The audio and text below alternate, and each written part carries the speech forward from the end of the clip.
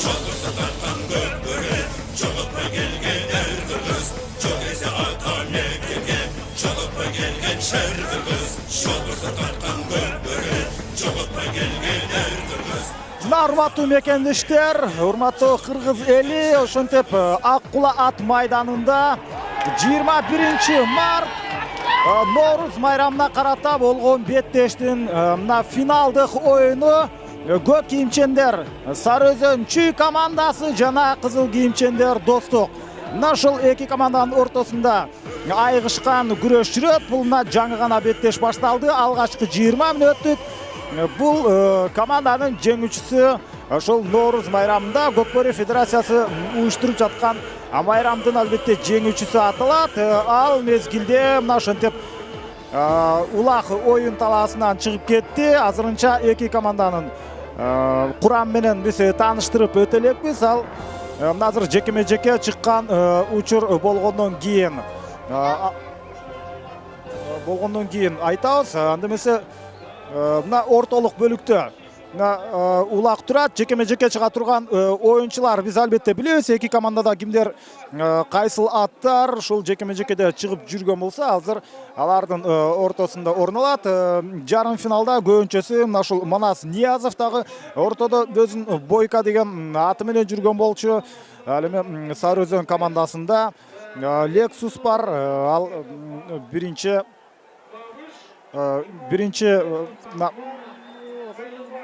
катар сандагы же тагыраагы мыкты оюнчу болуп эсептелет. Азыр Байтур чыкты.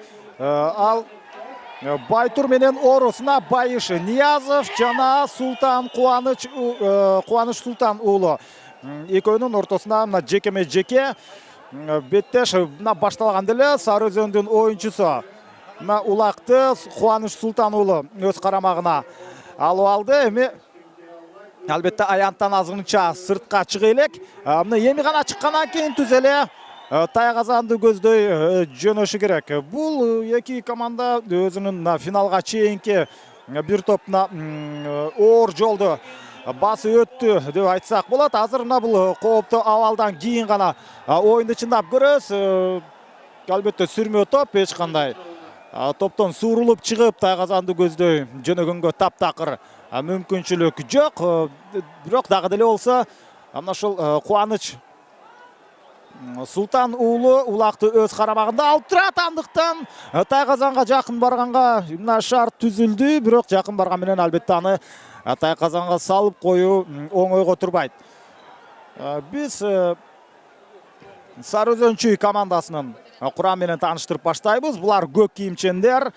Тыныч Алыбаев биринчи катар сан менен минген аты Арго. Кубаныч Султан уулу экинчи, Байтур Нурбек Юсупов үчүнчү, Жиган Тилек Мукаев Эрке Тору 4-чү катар сан менен, Фархат Бейшекеев 5-чи Нуркашка, Мирлан Рысалиев 6-чы Карагер, Нурманбет Койчукеев 7-чи Туман, Улан Насекеев Lexus менен 8-чи, Азат Насыпбеков 9-чу Айтумар, Урмат Мусаев 10-чу катар сан жок, Урмат Мусаев 8-чи, ал эми Улан Насекеев 10-чу катар сандар менен минген аты Камбат. Андан ары Нурадил Борбиев Соңкөл, Айбек Иманалиев Телторо. Ал ортодо мына жекеме-жеке чыгууда Байыш Ниязов улакты ийилип кеткен. Ал сүрмө топтун ортосунда баратат. Оң канаттагы мына ушул Тайгазанды көздөй албетте Достук командасы чабуулга өтөт. Байыш Ниязов жана эсеп бар. Мына ошентип бул беттештеги эсеп ачылды. Бул Манас Ниязов, бир тууган Ниязовдардын кичүүсү. Ошентип бул беттеште эсепти ачып өз командасына алгачкы упайды алып келди Байыш Ниязов. Бул мына ушул бир тууган Ниязовдардын уулусу болсо, эми Манас Ниязов бул бир тууган Ниязовдардын кичүүсү. Ал өзүнүн жакшы оюнун көрсөттү. Ошол жарым финалда Талас командасына каршы ойногондо да Манас Ниязов дубль жасаган болчу. Эки жолу улакты Тайгазанга салып, анда ошол оюндун мыкты оюнчусу аталган. Биз Достук командасынын оюнчулары менен эми гана тааныштырып баштайбыз. Байшниязов биринчи, минген аты Орус, Бауш Султанбеков, минген аты Көксерек, Акбар Иманбеков, минген аты Шырам, Ташы Майлыбашев Дон, Ильяс Исаков Чагылган, Асхат Аскаров Доллар, Бакут Алайбек уулу Месси, Кыяз Ниязов Мерлин, Самат Молдокулов Япончик, Манас Ниязов Бойко, Белек Мукаев Девятка, жана Рамзат Бөкөнбаев Шторм. Ортодо улак үчүн болгон күрөштө кайрадан Кубаныч Султан уулу биринчи болуп улакты жерден көтөрүп кете алды. Байшниязов ага каршылык көрсөтө алган жок. Албетте Сарыөзөн мына беттеш башталганда эсеп жагынан артта калып калганы бул алар үчүн кичинекей сюрприз болушу керек. Ошондуктан сөзсүз түрдө эсеп сандарын теңегенге аракет жасайт. Ал мезгилде улак жерде оюн таласынан сыртка чыгып кетпеш үчүн улакты жерге таштап кетишти. Эми мына Достук командасынын Тайгазанынын аянтында улакы турат, 35 килограмм салмактагы улакты азыр 10-чу катар санда ойногон Сарыөзөндүн оюнчусу бул Улан Насыкеев. Улан Насыкеев комбатты минип жүрөт. Демек, Лексус менен Урмат Мусаев. Мына ушунда өзгөчө ысымдуу аттар бар. Аларды бул беттештин жүрүшүндө сиздер менен канчалык мыкты аттар экенин албетте көрө болобуз. Эки командага тең финалга чыгуу үчүн чыныгы сыноолор болду деп айттык. Ал Достук алгачкы беттешин Актала командасына каршы ойноп 8-1 финалда, анда 14 жолу улакты Тайгазанга таштай алган. Ал беттеште Достук командасы анчалык кыйналган жок. Бирок андан кийинки беттешинде Араша менен ойноду. Аларды деле 5-0 уткан. Эң оор сыноо Достук командасы үчүн жарым финалда болду. Мына ошол жарым финалда Талас командасы бул негизи байгелүү орундарга ушундай талапкер болгон Талас командасына каршы ойноп, аларды 2-0 менен утуп, бирок бир топ кыйынчылык менен утушкан. Андыктан Достук финалга чыгып, ошентип биринчи орун үчүн күрөшкөнгө мүмкүнчүлүк ала алган. Дал эми Талас Сарыөзөн командасынын оюнун азыр бир аздан кийин айтабыз. Буга чейинки оюнун кайрадан эле азыр Манас Ниязов Бойко менен Кубаныч Султан уулу Байтур менен чыкты. Байтур биринчи номер менен иштеп атат. Ал Бойканы азырынча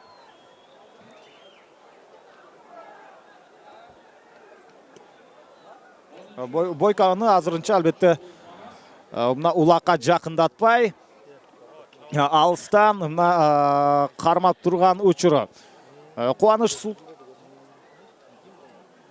Султан уулу ошентип эми улакты жерден көтөрүп кеткенге болгон аракетин көргөндөн мурда өзүнө ыңгайлуу позицияны ээлеп алганды туура көргөн. Ошондуктан оңой менен Бойканы жана Манас Ниязовду жакындатып атат. Бирок Манас Ниязов бул Достук командасында ушунчалык төрт тарабы төп келишкен оюнчу деп айтсак болот. Ал улакты жерден эңип кеткен жагынан дагы улакты Тайгазанга салуу жагынан дегиле бардык жагынан ал күчтүү. Азыр мына оюнчулар алмашты. Байшниязов жана Урмат Мусаев Лексус менен ортодо. Лексус ушунчалык мына ортодо ойногонго жакшылап көнгөн ат. Мурдараак бул жагынан бул анын эң башкы сапаты болбосо дагы азыр ортодо ушунчалык ишенимдүү турат.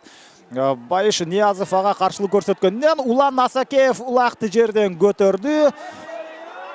Жок, Урмат Мусаев улакты жерден көтөрдү. Жана өз карамагына ала алды. Ошол замат Байшниязов ага каршылык көрсөтүп атат. Жана улак кимде калды? Байшниязовда. Байшниязов минген аты Орус, ошентип Урмат Мусаевтан Байшниязов улакты тартып ала алды. Бирок кайрадан Сарыөзөндүн карамагына өттү. Акырын жыл олтуруп аянттан сыртка чыгып кетишти. Эми бул жерден албетте жекеме-жеке чыгуу орун алат. Бирок бул ирет Сарыөзөн командасынын мына тайгазанынын жанындагы андан 20 метр аралыктагы мына бөлүктө ортолук бөлүктө азыр жекеме жекеге ким чыгат деген албетте суроо бар.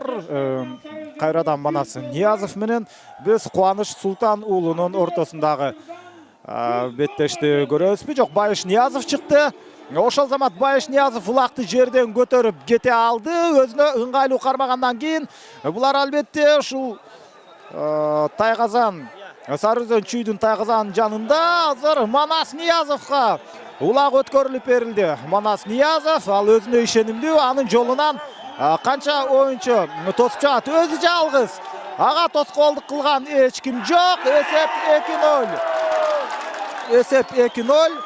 Жана Манас Ниязов дубль жасады, эки жолу улакты Тайгазанга салды. Манас Ниязов азыр чыныгы мындай өзүнүн спорттук калыбында бул жарым финалда абдан жакшы көрсөткөн.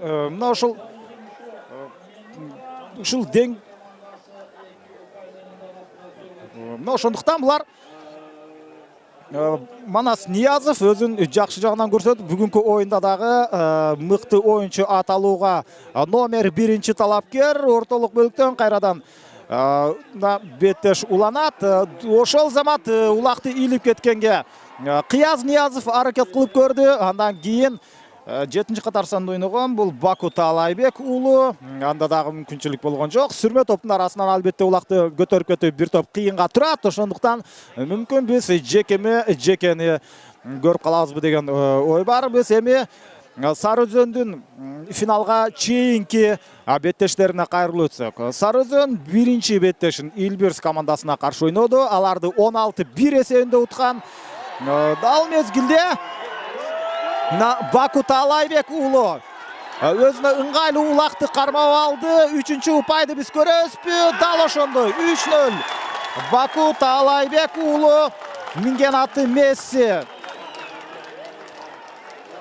Баку Таалайбек уулу мына Месси менен сызып барып 3-0 кылып салды.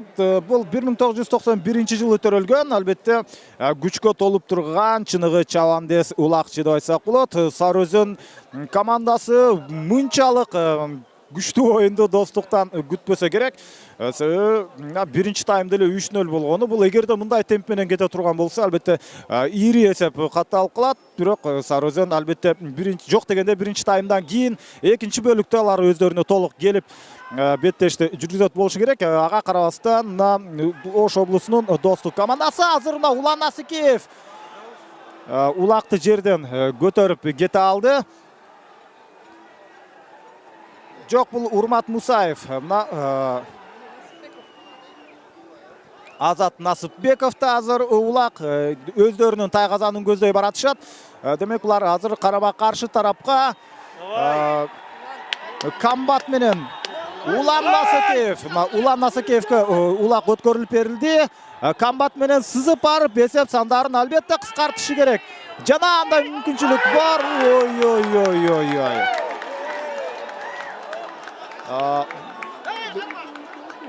Улан Насыкеев азыр бир аз атка сүйрөлүп барып өзүнө келди. Биз биринчи кезекте Улан Насыкеевке ден соолук каалайбыз, андан кийин гана анын ийгиликтүү оюну өзгөчө көрүнүш орун алды. Улак мына Тайгазанын жанында турат. Эсеп сандарын кыскартканга эң жакшы мүмкүнчүлүк болгон, бирок эң акыркы мезгилде ошол Баку Таалайбек уулу Улан Насыкеевке каршылык көрсөтүп калды дагы. Ал мына буту үзөңгүдө калып калган Улан Насыкеев азыр эми акырын ошентип сыртка чыгып турат. Азыр мына ортолук бөлүктөн тагыраагы ушул достук командасынын Тайгазанынын жанында жекеме жеке Байыш Ниязов ортодо турат. Ал мезгилде ортого чыккан Сарыөзөн командасынан бул Камбат менен Улан Насыкеев. Улан Насыкеев ал жаңы эле Жок, бул Урмат Мусаев Lexus менен чыккан экен. Себеби Улан Асакеев буту өзөңүдө калып калып, аттан жыгылгандан кийин ал оюн таласын таштап кеткен болчу. Байыш Ниязов болсо Спартак менен, же болбосо Орус менен. Lexus азыр ортону бербей турат. Улакты мына жерден көтөрүп кеткен болгон алгачкы аракет. Мына ошентип дагы деле болсо жекеме-жекеде улакты көтөрүп кетүүгө азырынча мүмкүнчүлүк жок. Биз Бөрүлүнүн тагыраагы Сары Өзөн чүйдүн алгачкы беттеште мына Элберс командасын 16-1 эсебинде утканын айттык. Андан кийинки чыныгы сыноо аларга чейрек финалда болду. Талас жаштары менен азыр болсо Сары Өзөн эсеп сандарын кыскартканга эң жакшы мүмкүнчүлүк алды. Урмат Мусаев жана Урмат Мусаевдин аракети кандай болот? Ат тайгазанга чыгып кете жазат. Ал андай учурда албетте эсепке алынбай калат. Достук командасы колдон келишинче ушунчалык коргонууда аларга каршылык көрсөтүп, улакты тайгазанга жакын жолотпой атат. Азыр дагы бир Урмат Мусаевда мүмкүнчүлүк болушу керек. Ага каршылык көрсөткөн дээрлик эч ким жок болчу. Бирок ортодогу калыс сары кагаз. Сары кагазды чөнтөгүнө чыгарып ал кайсыл оюнчуга көрсөтөт деген суроо бар. Биринчи упайды Сары Өзөн сала алабы? Ушунчалык ыңгайлуу турушат. Эсеп бар. Ошентип бул беттеште Нурбек Юсупов менен Урмат Мусаев биринчи упайды өз командасына алып келди. Урмат Мусаев биринчи командасы. Эсеп сандары 1-3. Эми акырындап оюнга Сары Өзөн чүй командасы чындап оюнга кирди деп айтсак болот. Анткени 3-0 эсеби бул бир аз ушул көк кийимчендерди кыйнап койгон учур болчу.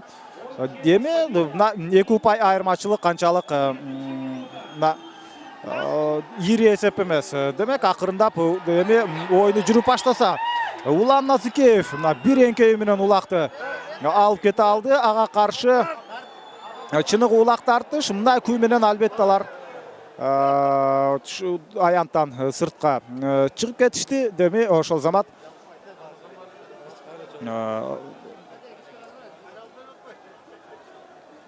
азыр болсо албетте Сары Өзөн чүйдүн тайгазанынын жанындагы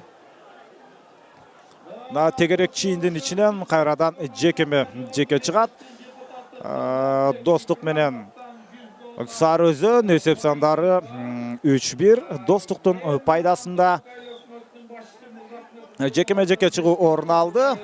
Манас Ниязов Бойка менен ага каршы чыгып жаткан бул Байтур Кубаныч Султан уулу менен. Байтур дагы биринчи номер меште атат. Бир эңкеи менен улакты өзүнө алып алды. Азамат ушунчалык шамдагай, ушунчалык чапчан кыймылдаган Кубаныч Султан уулу. Ошол замат каршы тарапка чабуулга чыгышы керек. Бирок Манас Ниязов ага тоскоолдук кылууда. Жогорку ылдамдыкты биз бул жерде көрөбүзбү? Жок, аянттан сыртка чыгып кетти. Аянттан сыртка чыгып кетти. Андыктан кайрадан жекеме-жеке Кубаныч Султан уулу жана Манас Ниязов. 4-чү катар санында Таши Майлыбашев ортодо. Ага каршы ал япончикти минип жүрөт. Самат Молдокулов эмес, бул жерде ал 4-чү катар сандагы Таши Майлыбашев минип жүргөндө негизинен Самат Молдокулов болуш керек. Алардын номери алмашып кеткен сыяктуу. Ага каршы Кубаныч Султан уулу. Азыр Кубаныч Султан уулу улакты алып кезектеги упайды өз командасына алып келүү үчүн келатат. Жана эсеп азыр биз калыстын чечимин күтүшүбүз керек. Себеби бул мына ушул тайгазанга таштап жаткан учурда кандайдыр бир аттан түшүп Тайгазандын кырына отуруп алып улакты салган эрежеге туура келбейт. Ал учурда биз азыр калыстан күтөбүз. Экинчи упай барбы же жокпу?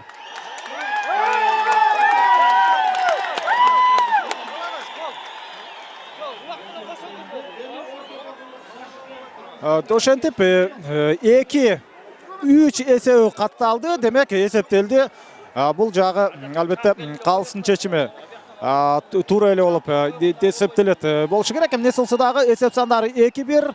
Эми биринчи тайм акырын тагыраак кечиресиздер, эсеп сандары 3-2. Мына 1 упай айырмачылык бар. Акыркы секундалар өтүүдө улакты мына жерден көтөрүп кеткенге албетте кандай мүмкүнчүлүк болот. Ал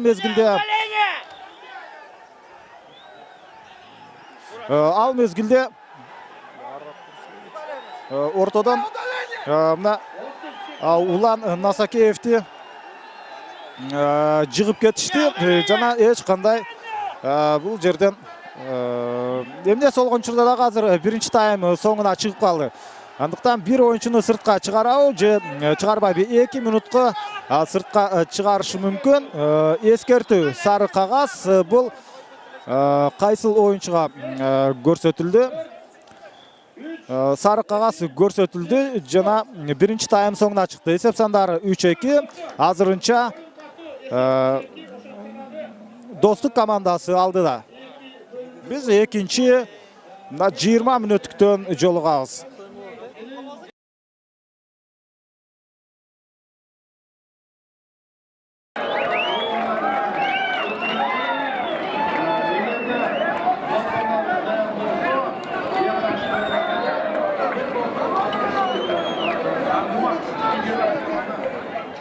Мына ошентип Сарыөзөн жана Достук командаларынын ортосундагы мына экинчи 20 мүнөттүк башталды. Бул беттеш биринчи тайм өзгөчө кооз болду деп айтсак болот. Анткени алгач 3-0 эсебинде Достук командасы алдыга чыккан. Андан кийин саналуу мүнөттөр өткөндөн кийин 2 ирет Сарыөзөн командасы упайды мына 2 упай алып 3-2 эсебин каттап койгонго мүмкүнчүлүк ала алды. Азыр болсо Сарыөзөндүн оюнчусу Нурманбет Койчукеев ал туман менен келип мына ушул улакты алып кетти. Андан кийин кайрадан эле Нурманбет Койчукеев улак менен келатат. Ал өзүнүн өнөктөшүнө улакты өткөрүп бербестен өзү жалгыз келатат. Эсеп сандары тең эле турган учур 3-0 бул жерде орун алышы керек болчу. Бирок ушунчалык жакшы сонун мүмкүнчүлүктү азыр кетирип алды. Анткени туман бир аз артка кетенчиктеп кеткен. Ошондуктан Нурманбет Койчукеев 3-чү упайды өзүнө ала алган жок. Мындай көрүнүш албетте Сарыөзөн командасына анын жолу болбой калды деп гана айтсак болот. Азыр Достук оюнчулары улакты өз командасына өз карамагына ала алды. Бул Достук кызыл кийимчендер, ал эми көк кийим менен Сарыөзөн командасынын оюнчулары. Азыр болсо Достук чабуулга өтүп баратат. Булардын албетте Тайгазандары алмашты. Эми сол канаттагы Тайгазанды мына ушул Достуктун оюнчулары камалоого алат. Азыр байкашымча бул Кыяз Ниязовго улак өткөрүлүп берилген. Кыяз Ниязов анын минген аты Мерлин менен мына чабуулга өтүп баратат. Кыяз Ниязов, жок бул Кыяз Ниязов эмес, Аскат Аскаров. Доллар Аскат Аскаров, азыр Доллар менен Аскар Аскатов Мерлин менен баратат. Бирок азыр аянттан сыртка чыгып кетиши мүмкүн. Анткени сүрмө топ мына ушундай сүрүп бара турган болсо албетте ал көрүнүш орун алып калабы? Жок, андай эмес. Аянттын ичинде калышты. Дагы деле мына Мерлиндин ээси Мерлинде минип жүргөн мына ушул Аскат Аскаров азыр аттан түшүп калды. Ал мезгилде бирок улак жерге түшкөн жок, албетте. Чабандес өзү жерге түшкөн менен аны улакты өз карамагында алып калышты. Чыныгы улак тартыш бул жерде орун алып жаткан мезгил. Улак кимде калат? Деме 4 эсе катталып кала турган учур. Азамат Манас Ниязов өз командасына ошентип 4-чү упайды алып келди. Буга чейин 2 жолу улакты дал ушул Манас Ниязов мына Тайгазанга салган болчу. Бул ирет 3-чү, тагыраагы 4-чү, бирок өзүнүн 3-чү упайын командасын болсо 4-чү упайды алып келди. Манас Ниязов ал биз буга чейин анын канчалык мыкты экенин айтып өткөнбүз. Аны иш жүзүндө дагы деле далилдеп атат. Экинчи таймдагы Сары Өзөн командасы үчүн бир аз ыңгайсызыраак башталды. Алар оюндун жүрүшүндө абалды оңоп кетүүгө мүмкүнчүлүгү бар экенин биринчи таймдын акыркы мүнөттөрүндө даңазалай алган. Анысын көрсөтүп, албетте эсеп сандарын алар кыскартканга аракет жасайт. Ал мезгилде улакты Баку Талайбек уулу көтөрүп келткенге аракет жасап көрдү. Сары Өзөндүн оюнчусу Мирлан Рысалиев дагы аракет ишке ашкан жок. Бул ирет Дошентипна Улан Насакеев улакты көтөрүп кетти жана 3-чү упай бар болушу керек. Дал ошондой бул жерден Улан Насакеев 4-3 эсебин каттап койду. Улан Насакеев канчалык мыкты оюнчу экенин албетте баарыбыз жакшы билебиз. Өз кезегинде мына ушул Бөрүлүдө ойноп жүргөн оюнчу дээрлик ушул турнир башталарга жакын гана Сары Өзөн командасына өткөн. Азыр Улан Насакеев өзүнүн ушунчалык жакшы оюнун көрсөттү. Мына 1986 жылы төрөлгөн Улан Насакеев бул жерде комбатты минип жүрөт. 3-4 эсеб бул албетте жакшы көрүнүш. Чыныгы беттештин мына финалдык кооз оюнду көрүп жатабыз. Азыр Аскат Аскаров улакты жерден көтөрүп кете алды. Өзүнүн тайгазанын көздөй баратат. Азырынча аттын оозун бура элек, бирок улакка ишенимдүү болуп алгандан кийин гана мына ошол көрүнүш орун алмак. Улак оюн талаасынан сыртка чыгып кетти. Демек биз жекеме жекени эми ушул жерден көрөбүз. Жекеме жекеде биз Достук командасынан негизинен мына ушул Орус же болбосо Спартак деген ысымы бар аргымак ортого чыгып жүргөн. Ал эми Сары Өзөн чүйдө Lexus бар, Комбат бар, ошондой эле Байтур дагы ортого чыгып жаткан учур болчу. Ал мезгилде мына жекеме жеке орун алып, ошол замат улакты жерден көтөрүп кеткенге Улан Насакеевде мүмкүнчүлүк болду. Жок, бул Урмат Мусаев.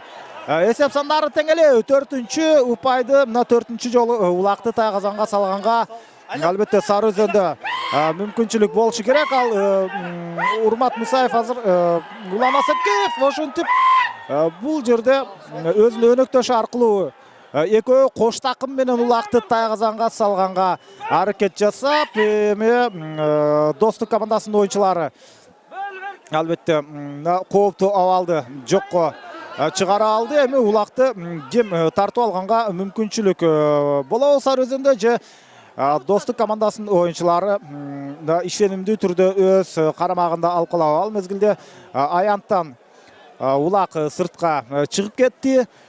Кайрадан жекеме жеке чыгуу орун алат. Эми ошентип Манас Ниязов 3 упайды өз командасына алып келген. Ал мезгилде Улан Насакеев ал дагы 3-чү упайды салып, өзүнүн алгачкы, бирок өз командасына 3-чү упайды алып келип берди. Жекеме жеке чыгуу Улан Насакеев Комбат менен ортодо, ага каршы Урмат Мусаев Lexus менен ортодо, ага каршы Байыш Ниязов чыкты. Байыш Ниязовдун азыр оюну кандай ийгиликтүү болорун ушул жекеме-жекеде сиздер менен чогуу көрөбүз.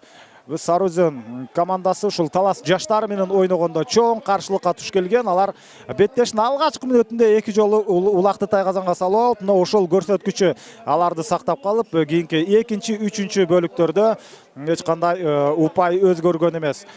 Талас жаштары менен ойногондон кийин алар жарым финалда Бөрүлүгө каршы ойноду. Ал эми Бөрүлүнү алар ишенимдүү ута алды деп айтсак болот. 5-2 эсебинде Бөрүлү командасын жеңип финалга чыга алышты. Жарым финалда мына ошол Бөрүлү Сарыөзөнгө утулган. Ал эми достукка утулган Талас менен Бөрүлү командасы 3-орун үчүн ойноп, анда Талас ишенимдүү 3-орунду ээледи. Негизи көпчүлүк геормандар ушул Талас менен Сарыөзөндү финалдан күткөнүн да айтышты. Жарым финал бүткөндөн кийин, бирок иш жүзүндө андай болуп чыккан жок. Достук командасы быйылкы сезондо мына ушул Нооруз майрамына абдан жакшы даярдыкта келип, алар ишенимдүү баратышат.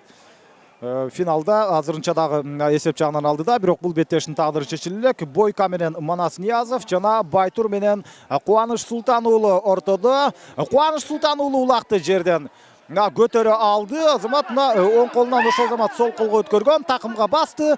Эми чабуулга чыкканга албетте Султан уулу Кубанычта мүмкүнчүлүк болот. Бир сыйра айланып келип, өзү жалгыз оң канатка чыкканга аракет жасаган. Эсеп бар.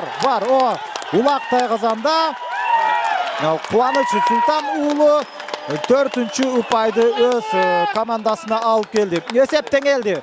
Эми оюн мындан ары өтө кызыктуу болот десек болот. Ушунчалык мындай беттешти биздин мекендештер көптөн бери көрө элек болуш керек. Кооз финалдык оюн орун алууда. Экинчи тайм акырындап ортолук бөлүккө жакындап келе жатат. Кайрадан бул беттеште мүмкүн алгачкы ирет ушул Сарыөзөн командасында упай жагынан алдыга озуп чыкканга мүмкүнчүлүк болушу керек. Улан Насыкеев улакты жерден көтөрүп алды. Ошол замат Баку Талайбек уулу ага каршылык көрсөтүп улакты тартышып баратат. Азыр мындай күй менен булар кайрадан эле албетте аянттан сыртка чыгып кетишти. Жекеме-жеке чыгууда Сарыөзөн командасы ийгиликтүүрөөк. Мына ошол жекеме-жекеден кийин алар эсеп сандарын теңегенге мүмкүнчүлүк ала алышты. Кубаныч Султан уулун акыркы упайды ийгиликтүү алып келгенин баса белгилеп өтсөк болот. Ага достук командасы кандай жооп кайтарат? Байыш Ниязов жана Манас Ниязов Бойка менен жана ага каршы Сарыөзөн командасынан Байтур менен Кубаныч Султан уулу. Бул реттагы Кубаныч Султан уулу улакты жерден көтөрүп ала алды. Ошол замат чабуулга албетте чыкканга аракетин жасайт. Бирок Манас мына улактын бир бутунан кармап алды. Такымга улакты басып алган, андыктан улакты тартып алуу мындай жерден албетте бир топ кыйыныраак. Алгачкы ирет бул беттеште эсеп жагынан алдына озуп чыкканга мүмкүнчүлүк бар. Жана Кубаныч Султан уулу 5-чи упайды өз командасына алып келди. Эсеп 5-4. Сарыөзөн алга чыкты. Достук командасы ушул экинчи таймдын алгачкы бөлүгүндө бир упай алып 4-2 эсебинде алдына чыккан менен катары менен 3 жолу улакты тайгазанга салуу менен Сарыөзөн командасы жооп берди. Ортолук бөлүктө улак эми мына бир эңкеби менен азыр мына ушул Мирлан Рысалиев улакты жерден көтөрүп кеткен. Бактына жараша ал күйөрмандарды, ушул көрүүчүлөрдү сүзүп кеткен жок, бирок бир топ кыйын абал. Негизинен мына аттардын күйсү ушул четте турган күйөрмандарга жакын барган убакта алар өздөрүнө ыңгайлуу коопсуз жерде турушу керек. Кезектеги жекеме-жеке чыгуу. Бул ирет Урмат Мусаев ортодо, ага каршы Спартак менен Байыш Ниязов. чыгып отурат. Урмат Мусаев минген аты Lexus ортодо мына ушул Оруска толугу менен татыктуу каршылык көрсөтүп, биринчи номер менен иштеп жатат. Байыш Ниязов улакка жакындоо үчүн албетте Lexus'tu sürüp çıkarış gerek. Бирок Lexus'tu sürüp çıkara алган жок. Эми Урмат Мусаев улакка ээлик кылды. 6-чы упайды алып келүү үчүн тайгазанды көздөй бара жаткан мезгили. Анын жолунан эки оюнчу каршылык көрсөтүп чыккан. Тагыраагы Ильяс Исаков. Мына бир атаандашын жазгырып өткөндөн кийин деме улакты алганга аракет жасады эле жана улак тайгазанда. Улам Урмат Мусаев 6-чы упайды өз командасына алып келди. Эсеп 6-4. Бул ирет Сары Өзөн командасы экинчи таймда мына толугу менен өзүнө келди.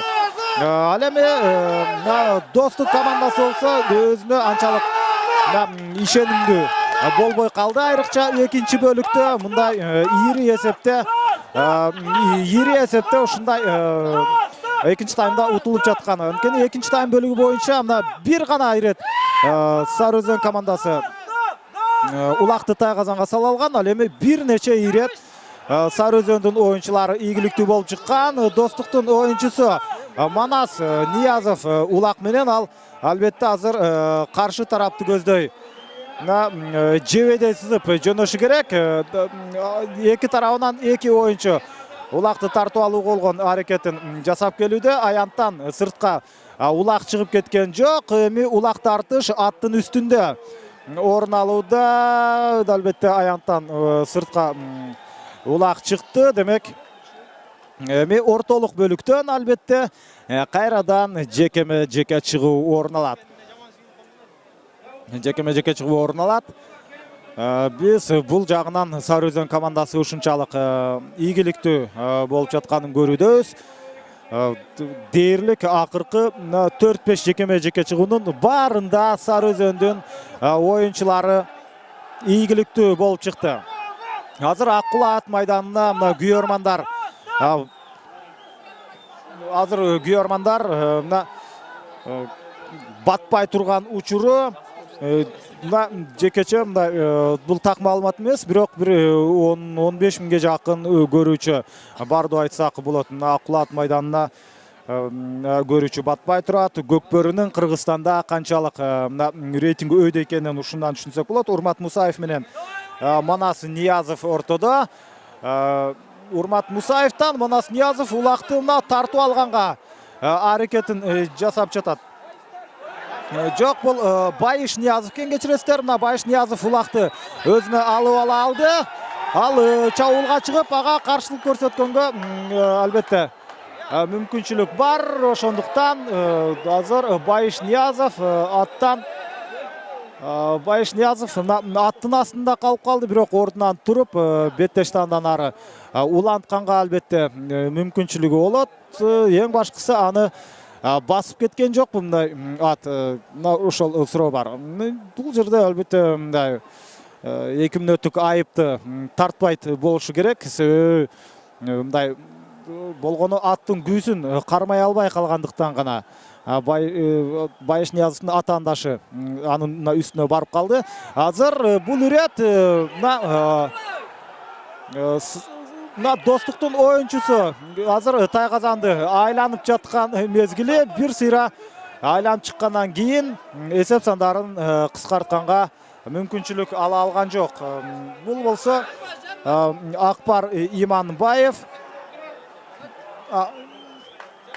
жок, Баку Талайбек уулу, жок, Месси менен жүргөн Акбар Иманбеков. Акбар Иманбеков азыр улак жерде. Талас оюнчулары улакты жерден, кечирсе Сары Өзөн оюнчулары улакты жерден көтөрүп кеткенге мүмкүнчүлүк ала алды. Кайрадан эле Улан Насыкеев каршы чабуулга чыгып, азыр жебедей сызып бара жаткан мезгили, анын жолунан бир оюнчу чыгып каршылык көрсөтүп калды. Бул 5-катар санда ойногон Фархат Бейшекеев. Фархат Бейшекеев ага мүмкүнчүлүк беришкен жок албетте. Андыктан азырынча мына ушул 6-4 эсеби сакталып турат. Акырындап мына экинчи таймдагы ортолук бөлүктөн кийинки мына экинчи жарым бөлүк өтүп калды. Жана өзүнүн Тайгазанын достук командасы ишенимдүү коргогонго өттү. Бир сыйра айланып келгенден кийин албетте алар Сары Өзөн дагы чабуулга өтүп көрөт. Жана анын мына эки тарабынан тең албетте мына ушундай оюнчулар кысмакка алуу менен улакты тартып алганга болгон аракеттер көрүлүүдө. Ал ортодо Асхат Аскаров улакты тартып ала алган жок. Дагы деле Фархат Бейшекеев улакты өзүндө алып жүрөт. Эми гана жерге улак түшкөн учур. Кайрадан улакты көтөрүп алганга Азат Насыпбековто мүмкүнчүлүк болду. Улак тартыш бул жерде орун алып жаткан мезгили Азат Насыпбеков улакты өзүндө алып калган. Жана Улан Насыкеевке улак өткөрүлүп берди. Улан Насыкеев ишенимдүү бир айланып чыккандан кийин Тайгазанды көздөй. Албетте дагы бир чабуулга өтүп көрөт. Себеби ал карама-каршы тарапка. Албетте карама-каршы тарапты көздөй. Ал Тайгазанга бара жаткан мезгили анын жолунан мына бир оюнчу кара өтүп катачылыкка жол берди. Ошентип 7-4 Улан Насыкеев. Улан Насыкеев 7-4 катачылыкка достук командасы жол берип койду. Ал өзүнүн оюнчусу оюнчусун тоскоолдук кылып тосуп калды дагы. Улан Насыкеев ишенимдүү түрдө жалгыз Тайгазандын жанына барып 7-4 эсебин каттап койду. Ошентип экинчи бөлүктө 5 ирет Сары Өзөн командасы улакты Тайгазанга сала алышты. Экинчи тайм соңуна чыкты. Эсеп сандары 7-4. Бул ирет Сары Өзөн алдыда.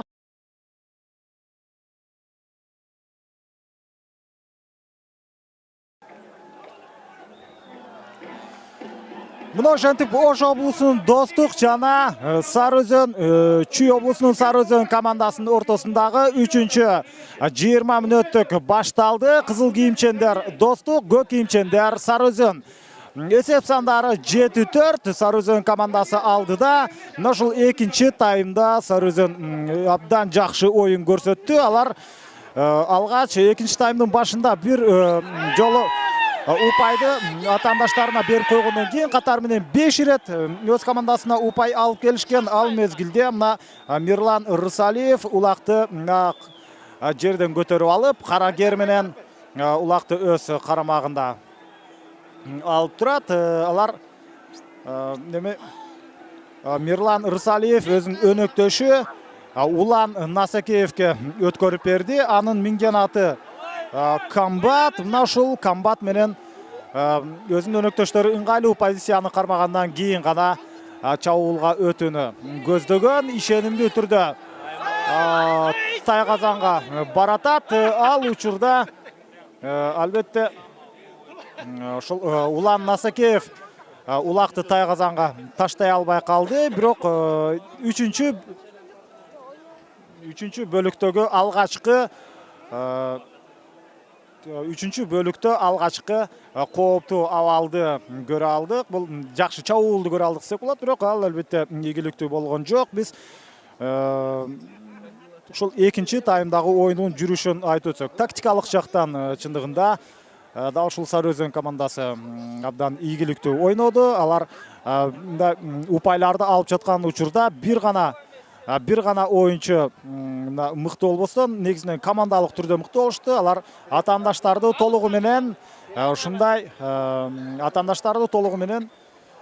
дар бирден камалоого алып, өзүнүн чабуулга чыккан оюнчуларына жол ачып берип, алар албетте ишенимдүү ошентип 5 рет улақты тайқазанға сала алышты. Мына ортолық бөлікті улақтырат жекеме-жеке чығулар. Қуаныш Сұлтанұлы Байтур менен ортода. Әлеме Достық командасынан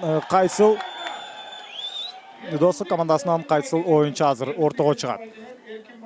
Азырынша тегерек чейінен четіне Достықтан бір да ойыншы келелік. Мына емі ғана аянтқа кируге даярдам тұрат.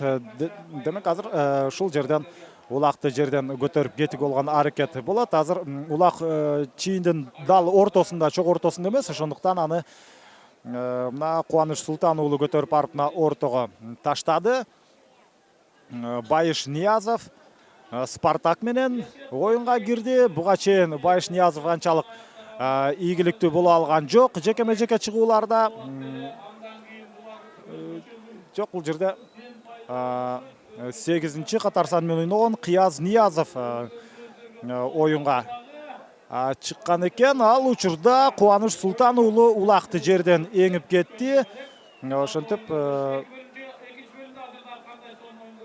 улак жерден көтөрүлгөндөн кийин ошол замат менин байкашымча бул Аскат Аскаров кимиси болсо дагы эң башкысы Кубаныч Султануулу улакты жерден алып мына такымга басып алганга мүмкүнчүлүк алды. Бул албетте ошол Достук командасынын тайказанынын жанында турушат. Демек бул жерде ылдам атка ылдамдыкты кошуп чабуулга атандаштын карама-каршы тайказанга эмес, өздөрү жакын турган тайказанга Сары Өзөн командасынын оюнчулары салганга аракет жасайт. Кубаныч Султануулу экинчи таймда абдан жакшы деңгээлде ойноду. Катар менен 3 рет улакты тайказанга сала алды. Экинчи таймда Сары Өзөн 5 упай алган болсо, ошонун 3-өсү Кубаныч Султануулунун аткарысында. Жок, экинчи таймда 2, ал эми биринчи таймда ал мезгилде Кубаныч Султануулу түз эле мына тайказандын жанына жетип келип, өз командасына 8-чи упайды алып келгенге жакыныраак болчу. Достук командасы аларга каршылык көрсөтүп, бирок дагы деле болсо Кубаныч Султануулу улакты эч кимге бербей өз карамагында алып турат. Андыктан чабуулга, ишенимдүү чабуулга өткөнгө азырынча Сары Өзөндө мүмкүнчүлүк жок. Эми гана ушундай позициялык абал турукташкандан кийин Кубаныч Султануулу чабуулга өтүп, ушул тайказанды камалоого алып баштайт. Мына эми тайказанды көздөй барганга аракет жасаш керек. Ал мезгилде мына Кубаныч Султануулу чындап эле чарчап калган айтсак болот. Эмне үчүн? Анткени анын чарчаганын негизги себеби ушул жекеме-жекеге көп чыгууда. Андыктан ал улакты өзүнүн өнөктөшүнө алып барып берди. Улак болсо Нурманбет Койчукеевде.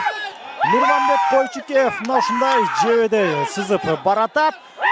Жана анын жолунан ошентип бир нече оюнчу жолунан тоскоолдук кылып чыккан. Ошол эле учурда Манас Ниязов анын жолунан чыгып, каршылыкты ошол Нурманбет Койчукеевге каршылык көрсөтүп калды. Ал мезгилде эсеп дагы өзгөрдү дагы.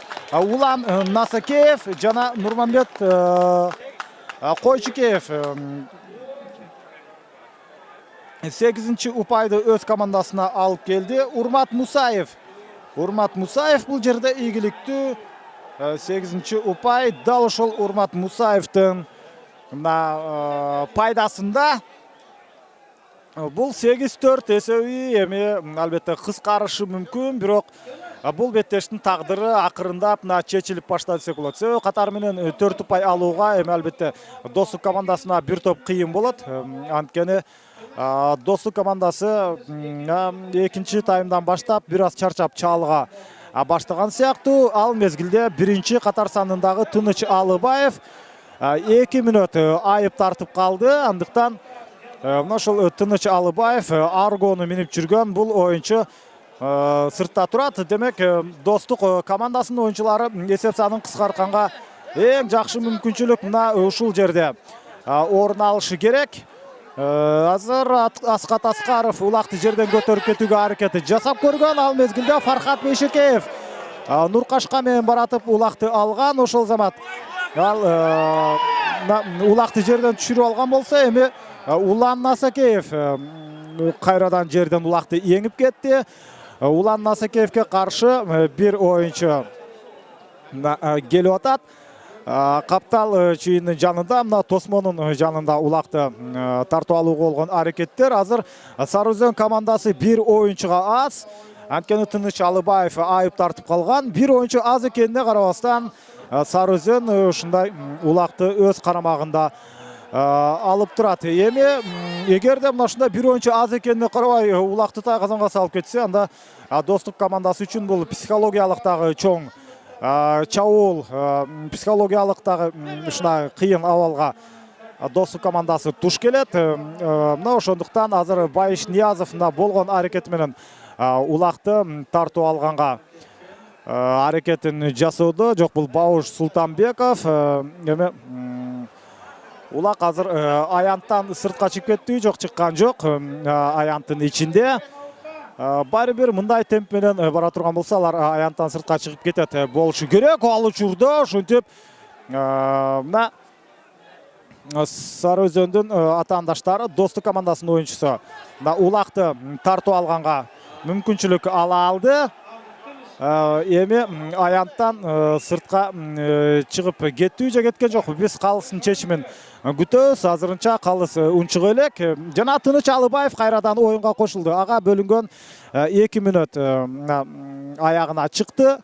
Жекеме-жеке чыгуу орун алат. Жана мындан ары эки команда тең ушундай 4-4төн болуп беттешти улантат.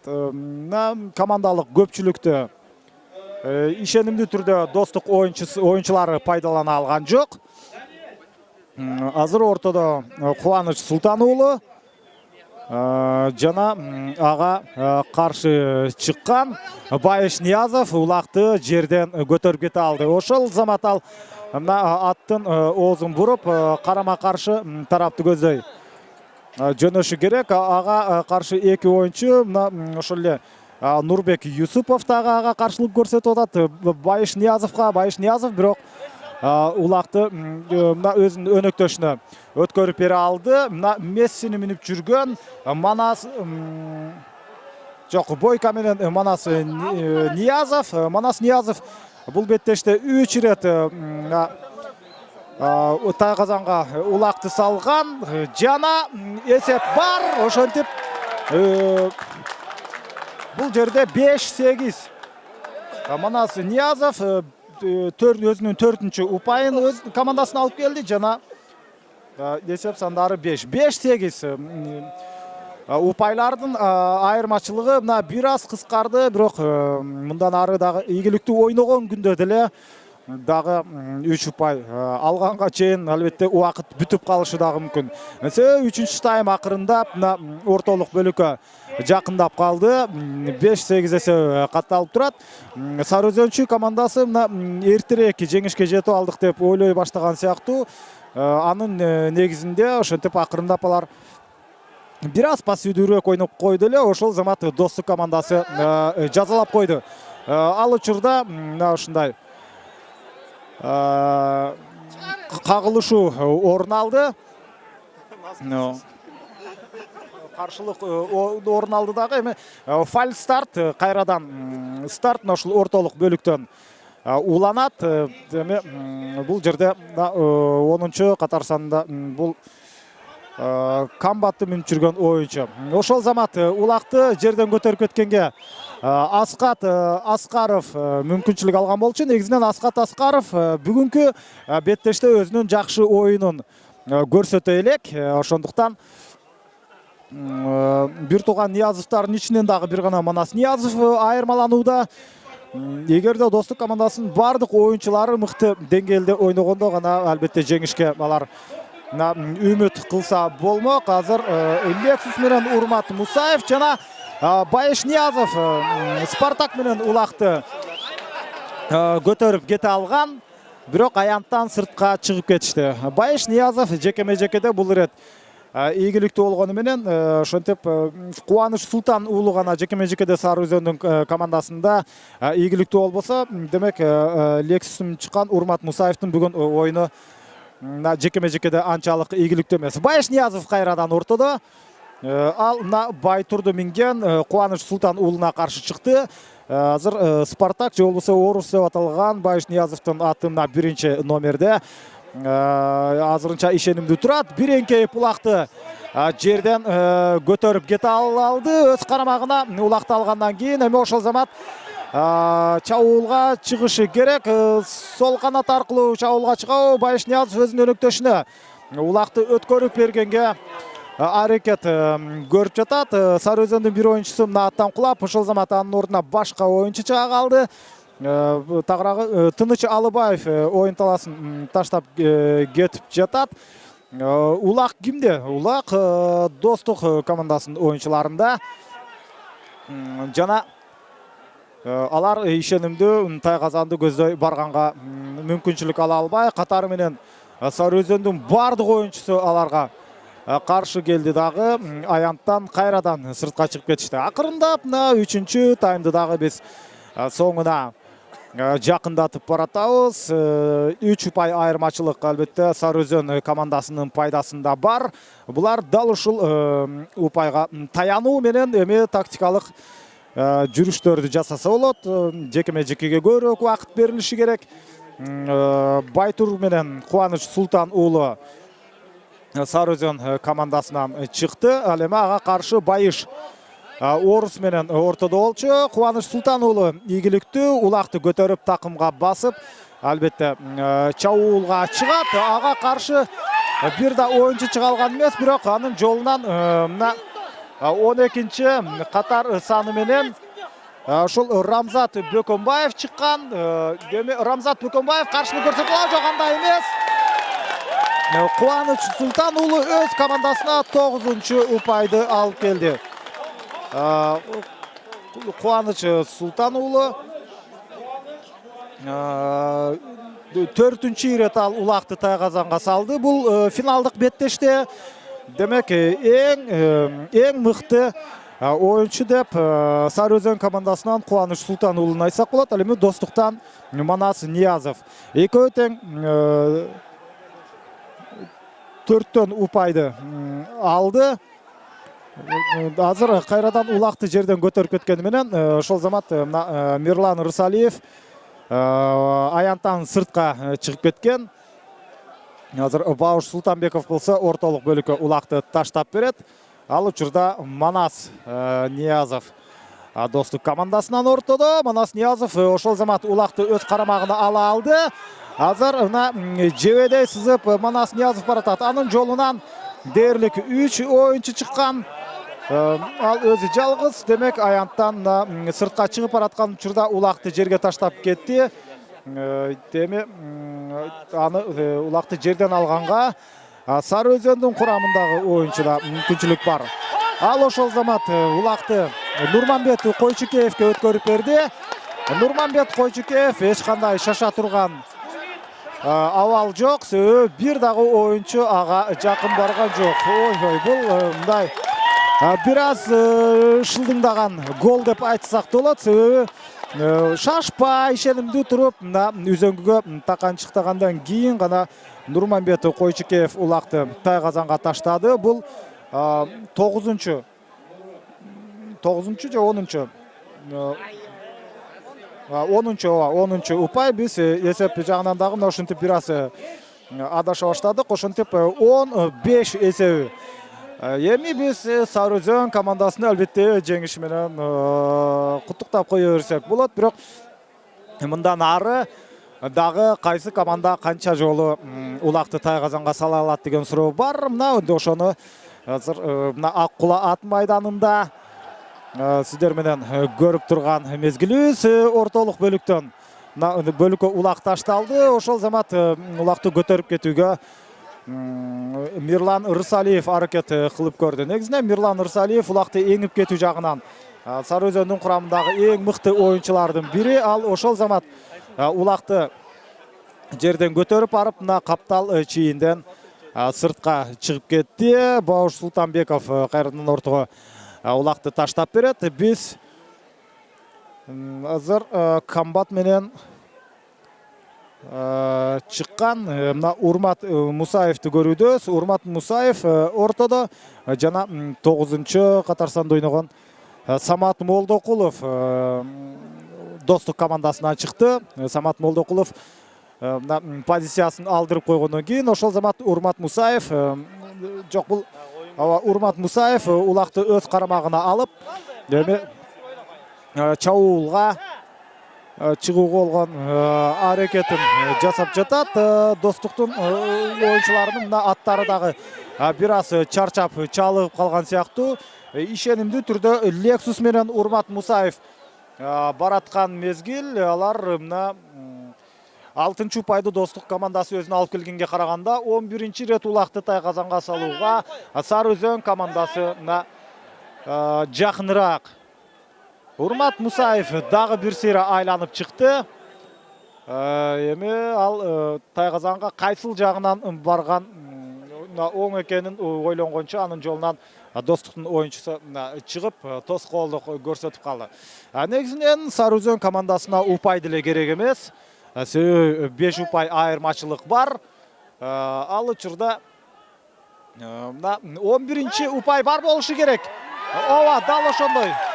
11-упай жана Урмат Мусаев өз командасына кезектеги улакты тайказанга салуу менен өз командасына ийгилик алып келди. Ошентип 11-5. Эми Достук командасы дагы бул беттеште жеңилгенине көзү жетип калды. 6 упай айырмачылык бул жерде орун алып отурат. Сары Өзөн командасы мындан ары кандай ойнойт болду экен? Алардын бүгүн аттары дагы эмнегедир анчалык ишенимдүү эмес. 11-5 ортолук бөлүктө кезектеги чабуулга чыккан аракет. Акыркы минута кетүүдө улакты жерден көтөрүп кеткенге мына Баку Талабек уулунда мүмкүнчүлүк болгону менен ал ийгиликтүү боло алган жок. Анткени аянттан сыртка чыгып кетишти. Ошентип жекеме-жеке чыгуу. Баку Талабек уулу ортодо Достук командасынан, ага каршы Сары Өзөндөн Азат Насыпбеков, Айтумар менен Азат Насыпбеков бир жолу эңкейип улакты жерден эңип кеткенге аракет кылып көрдү. Акбар Иманбеков, жок, Акбар Иманбеков бул жерде Достук командасынан ортого чыккан. Акыркы 10 секунда демек бул беттеш соңуна чыгып калды. Сары Өзөн Чүй командасын жеңиши менен куттуктайбыз. Ишенимдүү жеңиш, айрыкча 2 жана 3 бөлүктө Сары Өзөн ийгиликтүү ойноду.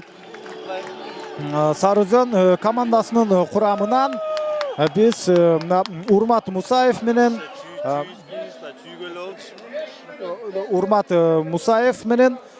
Кубаныч Султан уулу ошентип мыкты оюнчулардын катарында десек болот. Улан Насакеев дагы жакшы ойноду. Андан сырткары Азат Насыпбековду айтсак болот. Бир топ оюнчулар бар. Биз ар бир оюнчунун аты жөнүн жакшылап тааныштырып, булар сыйлык алып жаткан учурда кенен айтып беребиз. Жана Достук командасында ушул Манас Ниязов жакшы ойноду. Асхат Аскаров жакшы деңгээлде ойногону менен пайдалуу оюнчулардын катарында болгон жок. Азыр албетте сыйлык тапшыруу аземи болот. Биз эми сиздер менен сыйлык тапшыруу аземинде жолугабыз.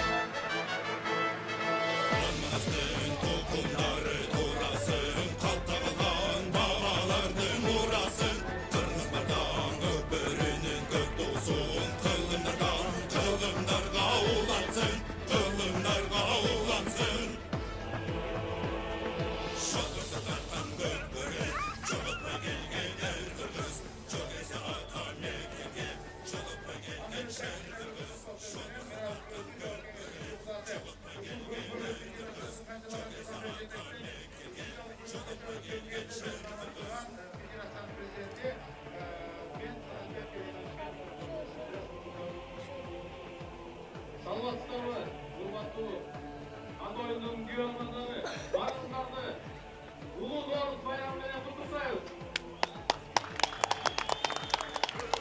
Barınlarga rahatsız edilmez, büyük oyuna gel, oyunun golünü çıkar, ballarını sürüp verdiler, ballarda жақсы, oyun tartılap verdi, ilk жылda türlüleri, ат üstünde, elin yerini sattap, ушул бүгүнкү мамлекеттүүлүгүнө салгы кош берген ошол себептен мен ойлойм, бүгүн дагы Кудай сактасын, кыйын мезгил болсо, ушу намыстуу жигиттерибиз кыргызстандын астына чыгып, жоо бетине, эл четине дегендей, намысын талаша турган ушу жигиттерге ыраазычылык билдирип, рахмат айтып коелу.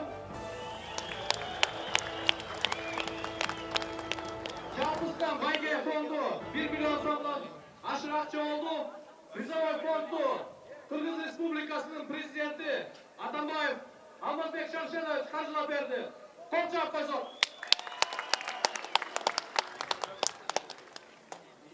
Барыңыздарды байрамыңыздар менен, үй бүлөңүздөр менен аман болуп, кыргыз эли ар дайым алдыңкы мамлекеттердин катарында жүрсүн.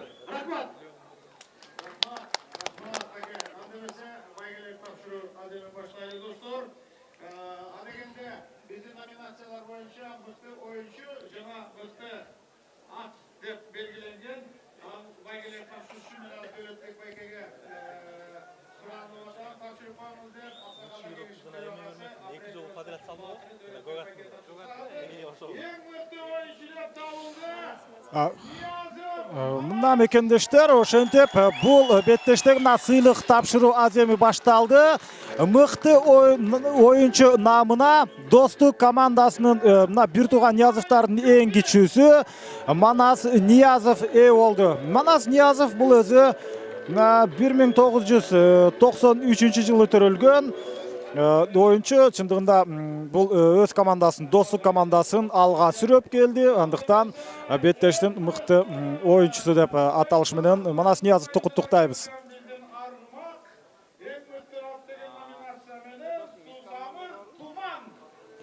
Ошентип мыкты ат номинациясында болсо Туман аты ээ болду. Бұл нашыл Талас командасының құрамындағы.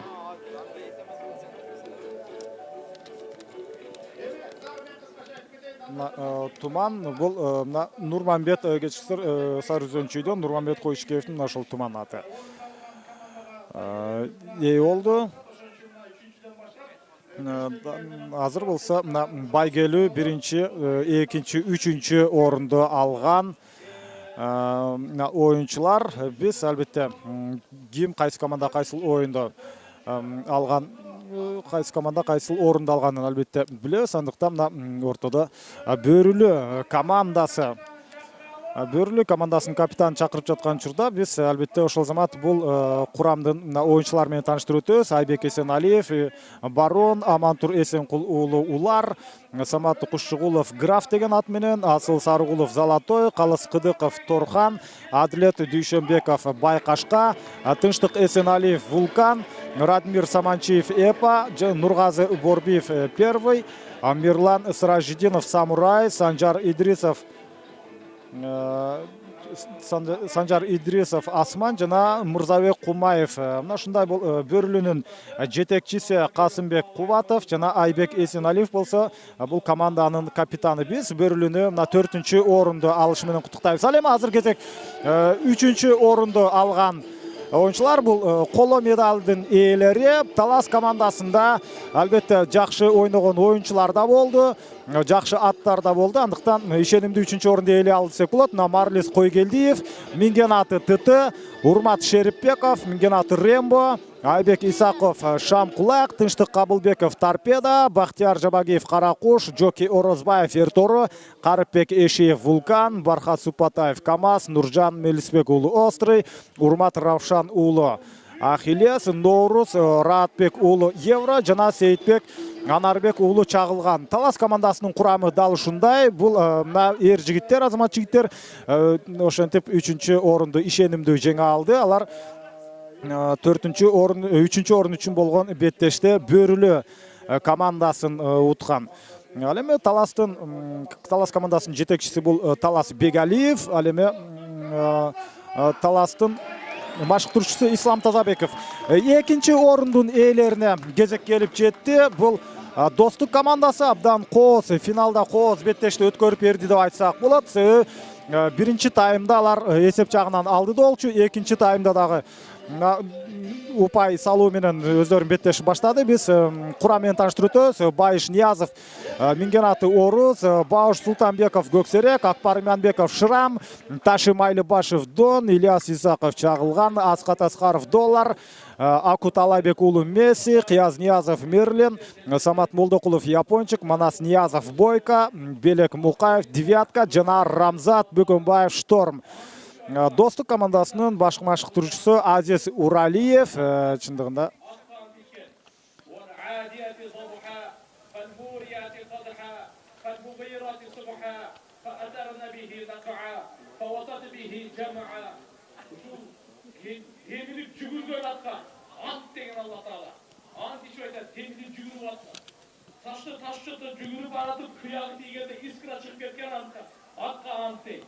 Жана таң атканда чабып, кол салган аттарга ант, топторду жарып, чаң чыгарган аттарга ант деп, атты Алла субханаху ва таала жандыктардан эң бир улуг, жана ушу ат өзүнүн ээсине ушунчалык айтканын аткарат деп Алла таала мактап, ал эми пайгамбарыбыз Мухаммад алейхиссалам айткан: "Ал-хайлу маъқудун фи навасиха ал-хайр иля яумил қияма". Аттын пешенесине Алла таала жакшылыкты күйүп койгон, жакшылыкты коюп койгон, кыямат күнүнө чейин жакшылык аттан кетпейт деген. Ошондуктан ата бабаларыбыз ат багып, ат менен туулуп, ат менен чоңоюп, ат менен дүйнөдөн кайткан. Бул биздин маданиятыбыз, бул биздин бактыбыз, бул биздин сыймыгыбыз. Ошондуктан пайгамбарыбыз Мухаммад саллаллаху алейхи ва саллям бир хадисте айта кетейин: атка сакталган жөн чепти, чөптү ушунча садаканы соо берилет деген. Бир адам колун ачып туруп, өлгөнгө чейин колун жумбаган, садаканы аягы чейин аягы жок ушунчалык чоң сооронтон айтат деген. Ошондуктан чабандештерибиздин баардыгына ак жол, чабандештерибиздин аттарыбыздын баардыгына Алла таала ар кандай жамандыктан сактасын дагы. Ийгиликте Кыргызстанды бүткүл ааламга тааныта турган, Кыргызстандын туусун бүткүл ааламга сая тургандардан болсун. Амин. Аллаху акбар, Аллаху акбар.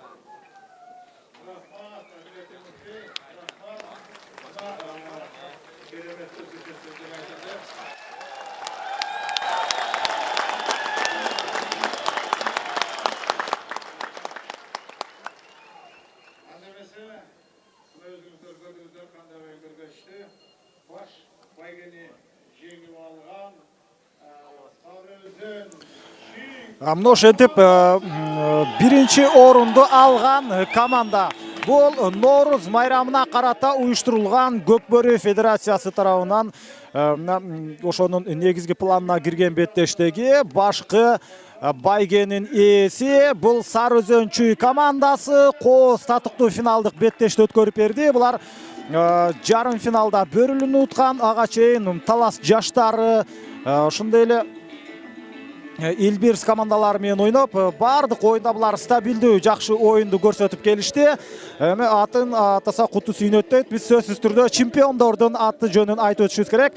Тыныч Алыбаев биринчи катарсан менен бул Мингенаты Арго, андан кийин Кубаныч Султан уулу Байтур, Нурбек Юсупов Жиган, Тилек Мукаев Эркетору, Фаркат Бешикеев Нуркашка, Мирлан Ырсалиев Карагер, Нурманбет Койшикеев Туман, Улан Насыкеев Лексус, Азат Насыбеков Айтумар, Урмат Мусаев Камбат, Нурадыл Борбиев Соңкөл жана Айбек Иманалиев Телтору. Бул команданын жетекчиси Рамис Жунусалиев жана команданын машыктыруучусу Эрмек Шекитов. Мына ушундай курам бул бүгүнкү беттеште чемпион аталды. Өткөн жылы Талас командасы Норуз майрамында чемпион болгон болчу. Ал эми бул ирет Сары Өзөн ошентип финалда татыктуу оюн көрсөтүп татыктуу чемпион боло алды. Биз дагы бир жолу Сары Өзөн командасын ошол биринчи орунду алышы менен куттуктайбыз. Негизинен Көкбөрү Федерациясы тарабынан быйылкы жылга бир топ ушундай мелдештер болот. Бул салтка айланган ошол эле 9 май 31 август жана быйыл көчмөндөр оюну бүткүл дүйнөлүк экинчи көчмөндөр оюну болот Ысык көлдө. Анда дал ушул биздин көкбөрүчүлөр чоң ийгиликке жарап берет деп айтмакчыбыз. Урматтуу мекендештер, мына Аккула ат майданында чыныгы мына ат оюндарынын майрамы соңуна келип жетти. Биз болсо мына жалпы КТРК спорт каналы жана Көкбөрү федерациясынын атынан бардык кыргызстандыктарды майрамы менен, Норуз майрамы менен куттуктоо өтмөкчүбүз. Кызматыңыздарда мен Эркин Абдуллаев жана мына бул беттешти тартуучу топ болду. Саламатта калыңыздар.